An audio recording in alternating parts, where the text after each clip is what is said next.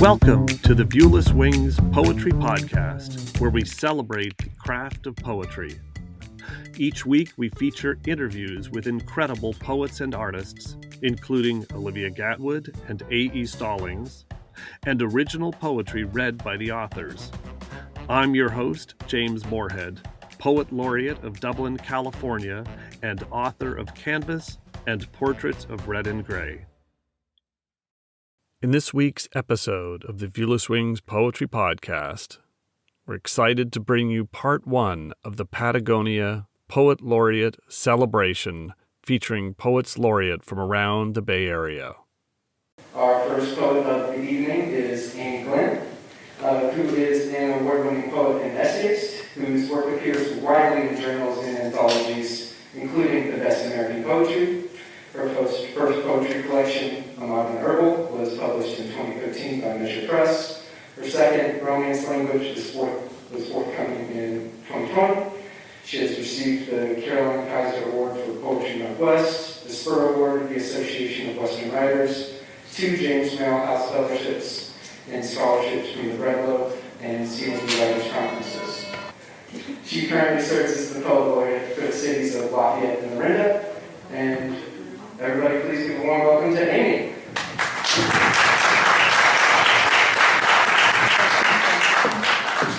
Thank you very much for including me. This is a lovely and unexpected venue, and I'm into it.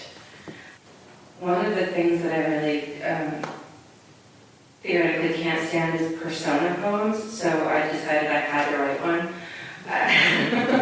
It's usually how I confront my problems, and this is, if you know your Homer, you will know whose persona this is, but it is called Field Guide to the Birth of Ogygia. Everything here is rhetorical.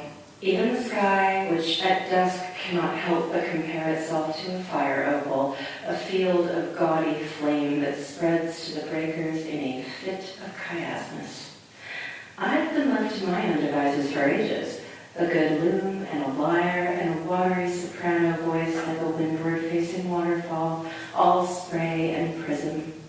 We're all prisoners here, best make the best of it. Develop a hobby, elaborate patterns. Birds do it all day long, and most days are long at this latitude, which is good for the grapes and the flax and the birds. So many birds. Vast shifting rafts of improbable names, laughing tern, godwit, duck, chat, little stint.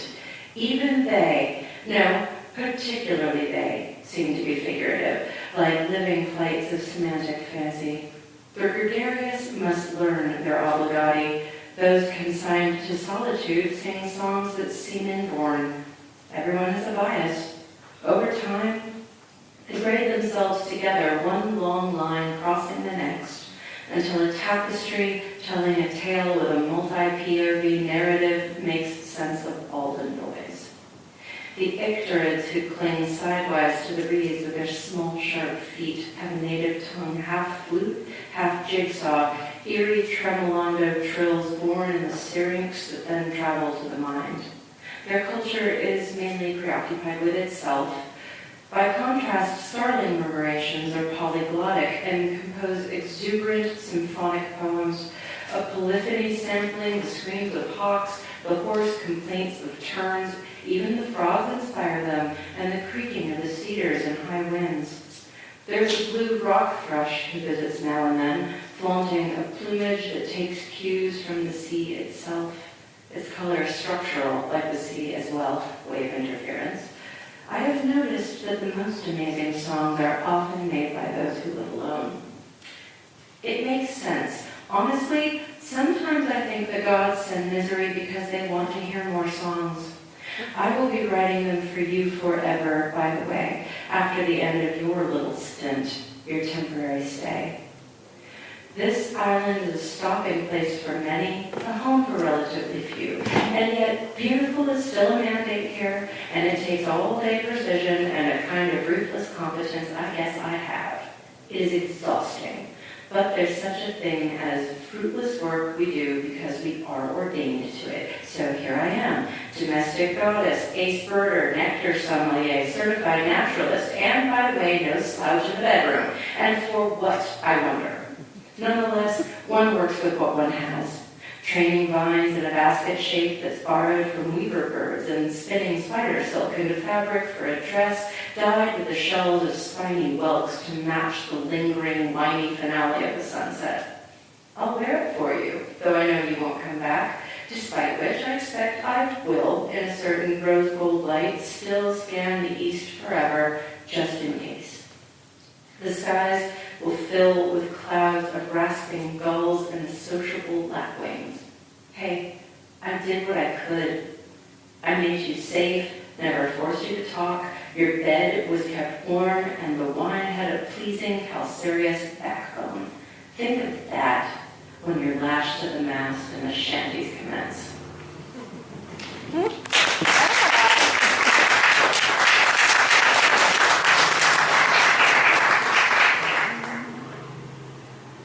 While we're in the ancient world, this is called ruin, and it's totally just about a physical, actual ruin. Absolutely, 100%. Even the dust is dazzling. Glinting grit, biotite mica's black fire in the dirt, glass pulverized underfoot. The grandiose wreckage goes on forever. Everything recrystallizes over time. Chert turns to flint, shale turns to slate, acanthus leaves blanch, petrify. A stagnant pond where carp curving in listless ogies will compress to banded malachite. Ephemera deliver disquisitions on the law of similarity, for porphyry, red poppies, and for lapis lazuli, wild gentian. Gem-eyed lizards fix themselves like party-colored pins in cloisonne to the remaindered walls. In all of this great dissertation, it's the shift in form that gives things value. People like to say, stay present, but that's clearly not a thing even out here. Things crumble and break down and are reconstituted. Nothing wrong with it, right? They say not to let your damage define you, but I think that's a mistake.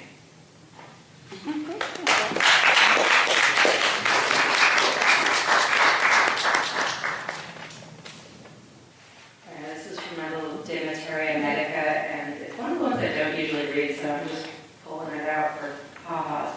See how it goes. This is called Lotus. I'm bending, or trying to, if that helps, bad hips and all, tight folded, hands clasped fast as if against the flight of hopes so intimate they don't escape the lips, but sublimate, a wistful vapor twisting upward like the smoke from joss sticks lit by ardent acolytes of nothing in specific. Infinite loops wear on.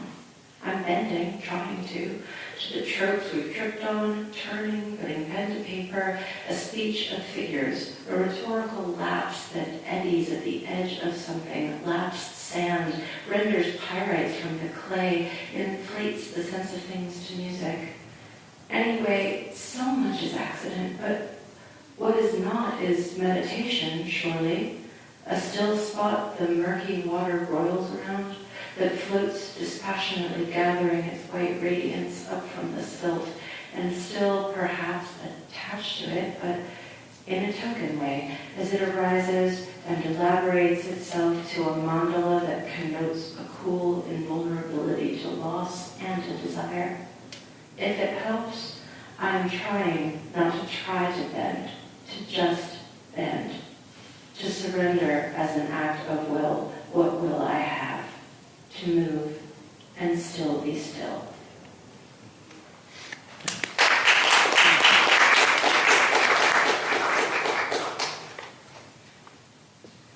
I obviously read a lot of things about plants. I have a botany problem, but this is a little love letter to hollyhocks, which I kind of have a fascination with, and got to see them in every color imaginable when I was on a trip to France a couple of years ago, and I just was like, guys, what are you doing? What's wrong so out there. I don't know, they kind of make me happy. So this is called Entre deux Mers, June. Every rangy sidewalk crack hollyhock in Bordeaux says the same damned thing. Depend on nothing. Nothing to shore you up, nothing to nourish or validate, nothing.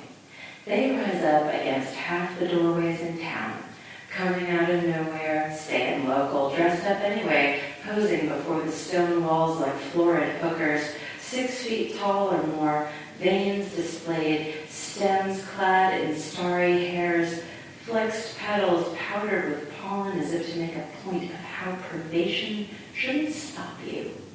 They say to stand your ground and take it.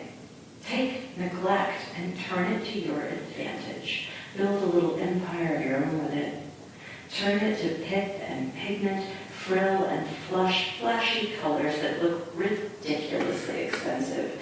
Topaz and jet, cochineal, Tyrian purple. Turn it to wantonly arrogant dry fruits not in the business of attracting anything, because screw that. Take nothing, owe nothing, come out on top, present your proof of concept ahead of schedule and under budget, live on your own terms like that, and there's nothing anyone can do, though they will want to. Because once you need nothing, you will scare people, you will make them want to cut you, but here's the thing. Being hollow doesn't really make you stronger, but it does make you harder to bend. And a structure built on nothing is near impossible to tear down.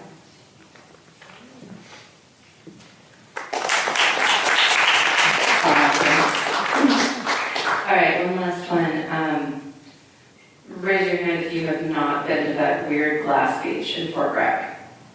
Okay. I mean, it's crazy. It's like 2 feet deep of sea glass. It's really funny because, and I also tell this in a gloss frequently, but I was there one day with my kids and I could overhear 2 young women, one of them clearly a local, one of them clearly a visitor, and the local girls complaining to the visiting friends, like, I mean, it's terrible because people take the glass and soon there'll be none left. And I just thought, yeah, that's called a beach cleanup. It got me thinking about the whole trash to treasure phenomenon and why we value what we value, and it came out like this. This is called Glass Beach, Fort Bragg. Afterward, the royal detritus washes up for days, shifting, but always stuck in the rack zones back and forth. No one owns it, and no one can really take it away. It has foiled all remediation efforts, and it always will. But it does change. Small things accrue meaning in their accumulation. Sharp things do lose edge to agitation. And afterward, the tide recedes across a field of silicate and calcium and vitreous aggregate. It is the sum total of everything we will ever break, jettison, discard. I admit it. I still fail at being happy enough, though I know what the litter becomes when the tide's been at it. When it's washed and sunlit, the wreckage can seem like treasure. Thrust a hand in, pull it back bleeding, fistful of sea glass and something sharp you weren't expecting. I don't want to sift through all that anymore. It's all just words. And after words, empty shells even the birds know better than to linger over. They were liars. Whoever said a long memory was a gift. Thank you.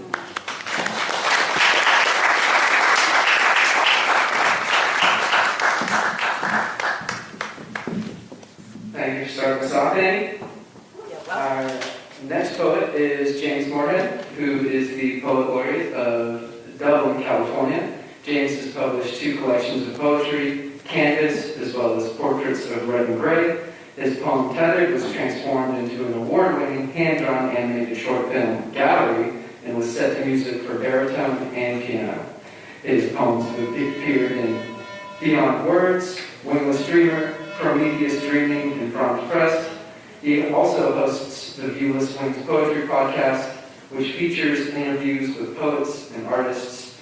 James has signed copies of his books, Canvas, and Portraits of Red and Gray available for sale, and part of the proceeds will be donated to the Prison Activist Resource Center. So please give it up for James.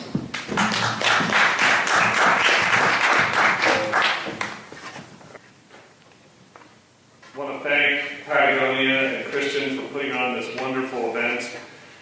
Such a wonderful space, so thank you so much for making this space available. Tethered. I've long ago learned to ignore the rhythmic tug of the chain that tethers me to the ocean floor. A chill curls around my painted stripes as fog rolls toward a distant shore and wave-powered bells warn those sailing near. I hear passing ships cutting toward the Golden Gate and imagine their carefully stacked containers swaying in the swells. Later, fog fades, and California's sun steams dew from my metallic frame, unveiling the shore's outline once more. A seagull pauses, perched and chattering, singing me stories until trade winds lift her to dance above white caps. Soon, the season of storms returns, bringing fierce waves and wind to power the peals of my warning bells. Deep in winter, mist freezes to my metallic skin, crafting turquoise crystals that flicker in the moonlight. But in time, calm and warmth return, lit by the moon's waning crescent, mirrored on still water's glass. Do I measure time in seasons, or in dawns and dusks, or count the cycles of frost freezing, then dripping melted down my spine? Or do I set aside time and count the swells, or passing ships, or pods of dolphins, shivers of sharks, colonies of gulls? I dream of one day being released from my tether, my work complete, transformed into turquoise sea glass, smoothed by tides and resting on a shoreline beach, waiting to catch the eye of a strolling passerby. Tethered, thank you. And that was a completely unintentional connection to sea glass. All right, this poem I wrote because it's a real experience, not to me, but I think it's an experience everybody, even the youngest person who hears this poem, can relate to. Crush. Teen week at Foxwood Inn. I'm 15, scrawny, bookwormed and shy. She arrived so tall, her rich brown curls waving a smile, dazzling and confident. The crush envelops me, its weight taking my breath away. As she turns the corner, there is no time to say hi, and I fear being caught staring too long. Each morning, after breakfast, I peek over my paperback, waiting for her to pass by, and if her eyes catch mine, I shrink and blush, my heart crushed and racing. Later, by the dock, the jocks show off their running, shirtless, headlong dives while I sit, silently, on a fading Muskoka chair, tucking my book under a towel, avoiding splashes. When the last night comes, her name a mystery still, with Stairway to Heaven's sorrowful intro begun, I crush fear, walking towards her, extending my hand, offering a dance. She looks me in the eye and quietly nods, no, and takes the dance floor with one of the diving boys. I walk in the darkness, across dew-damp grass, down to the edge of the dock, sitting, legs swinging, toes caressing the still cool lake, rubber plant echoing in the distance. Between chords, I hear footsteps. She's there, her hand on my shoulder, a tear sliding down my cheek. I like you, James, but just as a friend, sitting down beside me as the song ends. I feel the crush as my imagined first kiss drifts away with the ripples beneath my feet. But in time, smile, eyes closed and dry, replaying her saying my name. Crush.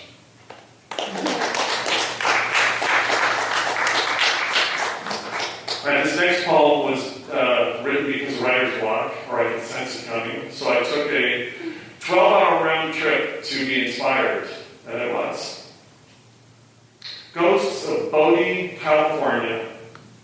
I drove for hours to the Ghosts of Bodie, through Sonora Pass by switchbacks, where the air starts to thin, to an abandoned place I know you'd love if I could wake and bring you here. Sierra's wind lifted dust from gravel down a winding, dead-end road, spitting rocks left in my wake, a shattering ride through grazing cattle, past a graveyard marked with stone. They floated beside me on unpaved streets among rusted carcasses of mining gear, a deluxe Ford stripped, half sunk, the church, town bank, morgue, and outhouses scattered there and here. I peered through the grimy glass, wallpaper stained and draped in shreds, lit by sun through ceiling cracks. A single chair, still and waiting, one miner's lamp ever on display, scattered trinkets suspended. Gold brought them here, 10,000 strong, rushing deep to chase rich veins while stand mills crushed extracted ore. Rising spent when whistles blew, blackened, worn, then to their homes. And as happens, time decays. One by one the settlers fled until the last home's light went dim, just shadows left to roam and mourn. Ghosts of Bodie, California. Beautiful place.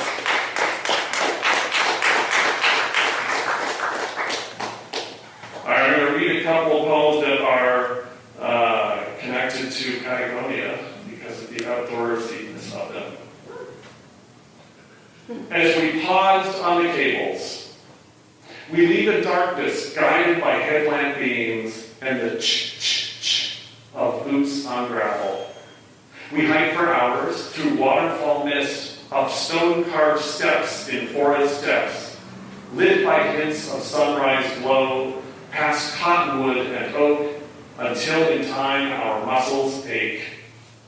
Then, breaking through the tree line's edge, lit brilliant as the shadows flee, switchbacks and stone go farther up, and in the distance, anchored firm, a pair of cables, two sleek lines appear on Half Dome's spine. We join the queue, anxious, unsure, cling to steel and start to climb uncooled magma, slick as frost from winter's rain in years before, and then my calf begins to cramp. I pause for breath, suspended on a weathered plank. Your camelback just steps ahead. You turn and ask, "Are you okay?" And so I say, "We're almost there. We'll be okay. I can see the sun now." And then, I'm holding you, only just born, cradled up, so perfect, slight. My teary eyes begin to blur. Time disconnects. I won't let go. Your sleeping breath so softly slows. For my other daughter, Emily. And I knew the poem for my younger daughter, Emily, but I'm not reading it tonight, so it's good. Another poem that is inspired by my love of the outdoors. The silent roar of Haleakala. 10,000 feet above Maui's surf, I step away from my car onto Haleakala's volcanic rock, lava carved by pockets of steam. In the distance, far below, trails snake between rust-tinted cinder cones that burst up here and there through the red-brown dust. It is afternoon, and the sun has broken through the tufts of cumulus scattered across the sky. The ocean-fueled wind is constant, whistling past me as I head down into the basin. I have as much time as waning daylight and a 3-liter camelback will allow. I cannot linger after nightfall or risk being lost, a burial mound. An hour trekking and I'm beyond the tourists, their Crocs and flip-flops, laughing and smiling, and steady snapping of postable poses. I pause by a brilliant silver sword, her rings of hair thriving in the dust, protected by a wall of stones placed by thoughtful passers-by. And on and along winding trail, pushing through the trade wind's roar, until I rest by a sheltered slope in eerie silence, all sound vanished, just the in-out pull of breath and the metronome inside my chest. Thank you. All right, let's grab two more, a short one and a fairly short one. Both from my new book, Works in Red and Gray. This is number 15 from a series of poems about a trip I took to the Soviet Union in 1983 when I was a teenager. It was a very strange experience. I spent 18 days in Soviet pre-perestroika Russia. So this is the shortest poem in the collection. Number 15. Sipping tea in Samarkand, a nestled perch on concrete stilts, an eerie cove in shadows glow, from sunlight seeping patterned walls, open air, a warmer breeze, so strangely whispers this hidden space, on kneeling mats and wooden slats, a simple teacup held in place. Thank you. All right, I'm going to close with the very first poem from my new book. The New Yorkers. Visiting last fall, I noticed the New Yorker on your kitchen counter. Our issues identical, but for the address boxes. One marked California, well lit by endless sun. The other lake of bays, burrowed deep in pine. I wonder, do we skip the same reviews, ponder the same poems, laugh at the same cartoons? Do you display a curated selection of covers on your coffee table and bathroom magazine rack? When I was younger, I would sit cross-legged among your colorful, unread stacks. So many words left to learn, I thought, as I thumbed through another issue. As I walked back from the mailbox, my copy buried in a pile of bills, I imagine you lingering in bed, hiding from Mom, finishing one last page. I begin with fiction and wonder, are you searching for fiction too? Or have you fallen back asleep as the pages slip through your fingers? Thank you so much.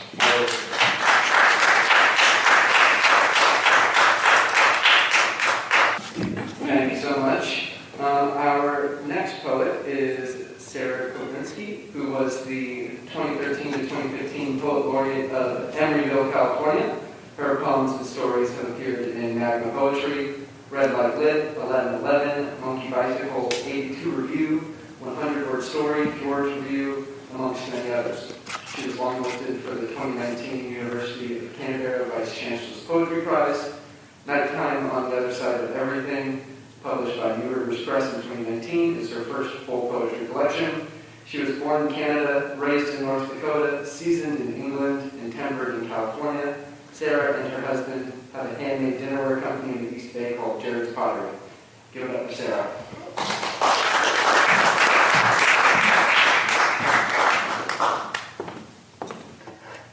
I'm a big fan of interactive poetry readings, so for this first poem, and you only have one chance, so don't miss it, when I point to you, I want you to say, "What an asshole!" Okay? Or you can say any name that's like 2 syllables. And so on the count of 3, 1, 2, 3. What an asshole! Okay, thank you. So this first poem is called Safety Cone.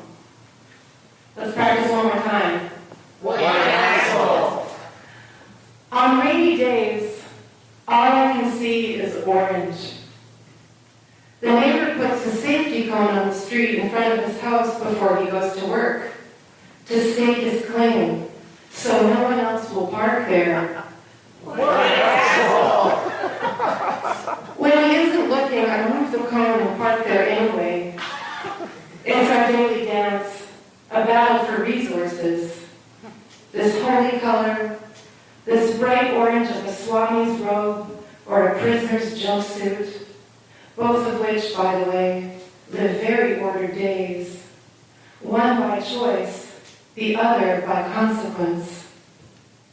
So tell me, in this instance, between the neighbor and myself, who is the sinner and who is the saint? I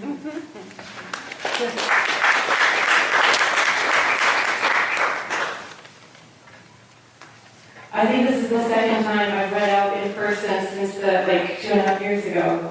Yeah. It feels very weird.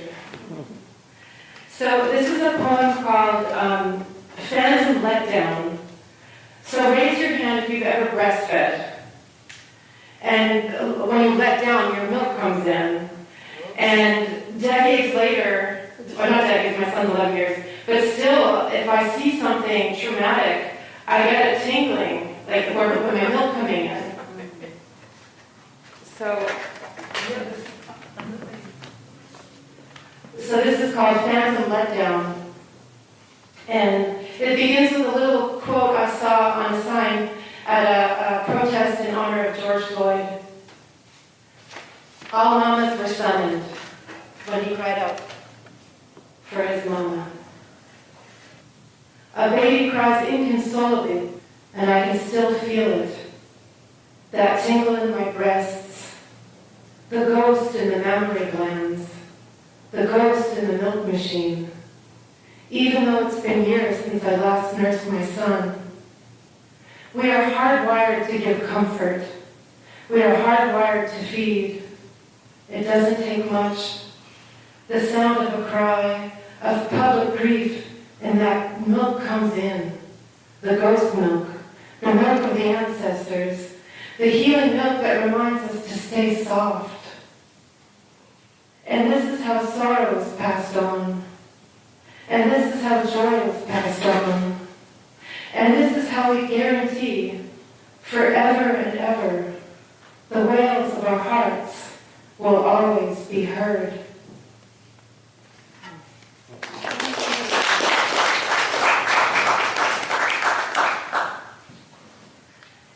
So carrying on with the milk theme, this is a poem called Milkman, and it's in my book, Nighttime on the Other Side of Everything. There is a white man in white clothes who drives a white van from house to White House, each decently apart with a perfect white fence.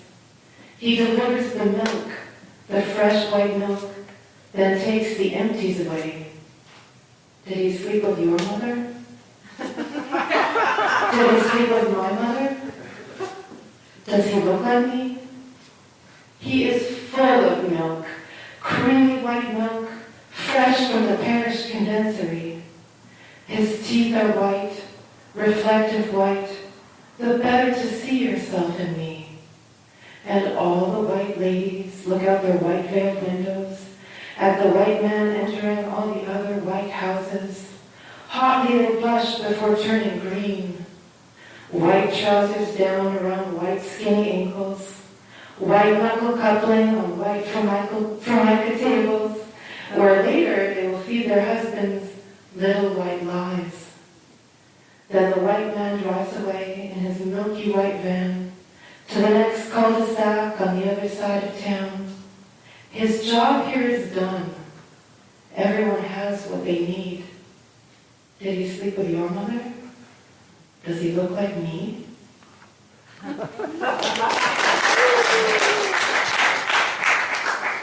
So I just got back from, I'm originally from Canada, but when I was a teenager, my family moved to North Dakota, and it's a very strange place. And I just went back to visit my folks after, since the beginning of the pandemic. And it was April, and it was snowing.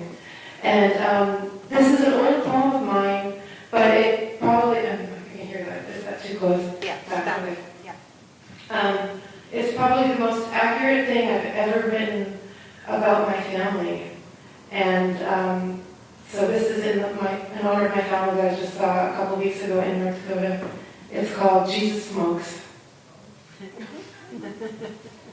My father, the cancer doctor, sits at the head of the table, coughing like his father, a cancer doctor, coughed in the oxygen tent in the room in the hospital in Canada.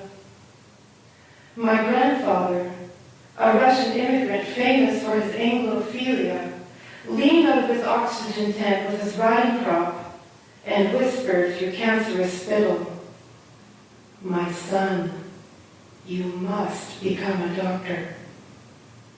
My father, who didn't want to become a doctor, sits at the head of the table coughing up white smoke. It's Passover, and everyone's on their third glass of wine. In his best Rabbi Burkle voice, my father chants a blessing and says, "Jesus smokes." Now, the Jesus reference is weird because we're Jewish. But my father, the cancer doctor, he's famous for saying things that are weird like, "Jesus smokes." Myself and my 5 siblings, all confirmed smokers, and our mother, an ex-smoker, sit around our father, the non-smoker, smoking. Our father, the cancer doctor, who likes to be referred to as the blood count, clears his throat and looks upon our ashen faces. Just as Jesus died for the people's sins, I cough for my children's smoke. Jesus smokes. Our father, the Jewish doctor, sits at the head of the table and chants another blessing. My children, you must never become doctors. So my sister, the chain smoker, and my mother, the ex-smoker, and my brother, the social smoker, and my eldest brother, the young so broke I roll my own smoker, and my youngest brother, the chronic pot smoker, and my other brother, I just quit, so can I have one of yours, smoker? And me, I feel so guilty because I smoker, all agree to never become doctors. Our father, the would-be witch doctor, sits at the head of the table and instructs us in his bathrobe to pour the 4th glass of wine. Blessed are you, ruler of the universe, who doctored the fruit of the vine. And for a moment, none of us are smoking. Elijah's wind moves through the room, and everything is silent. Our father, the cancer doctor, sits at the head of the table, laughing like his father, the cancer doctor, laughed when he heard the news he was going to have a son who might, God willing, be a doctor someday. Jesus smokes.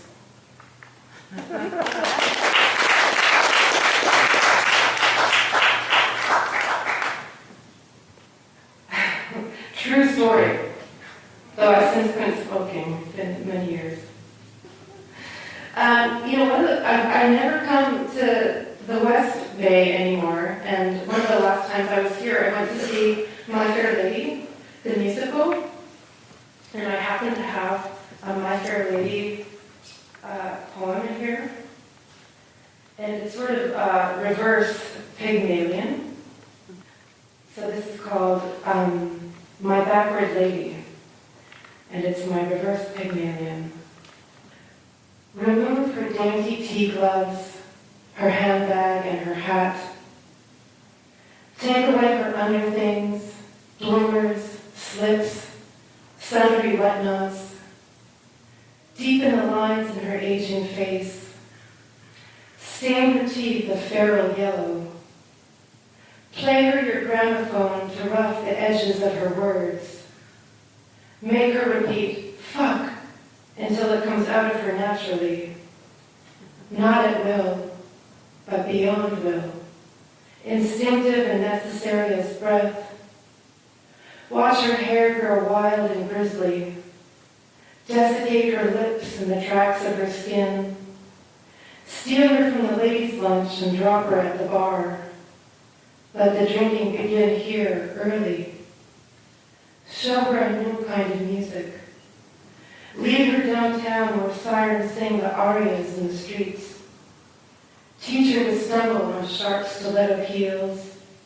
Let her trip until she stays down, so deliciously low, so horribly dirty, the angels would weep for her. Cold face, cold hands, cold feet. Oh, wouldn't it be lovely? Wouldn't it?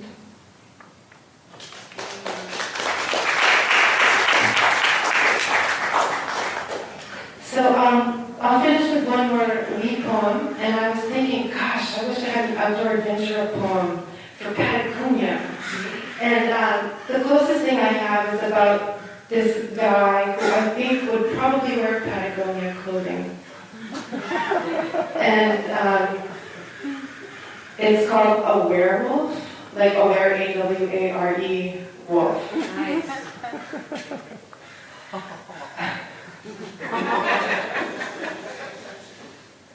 Let's call him Phil. Phil teaches yoga. All his students say, "My, what tight yoga pants you have." The better to do downward dog, he bows with his paws in prayer. He goes to the farmer's market to get groceries for the week.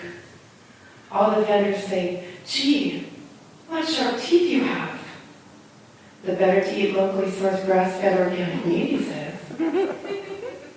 In the evening, he sits in the park to watch his predatory thoughts, to watch the sun go down. All the people say, "Phil, what still haunches you have?" The better to do nothing with. Thank you.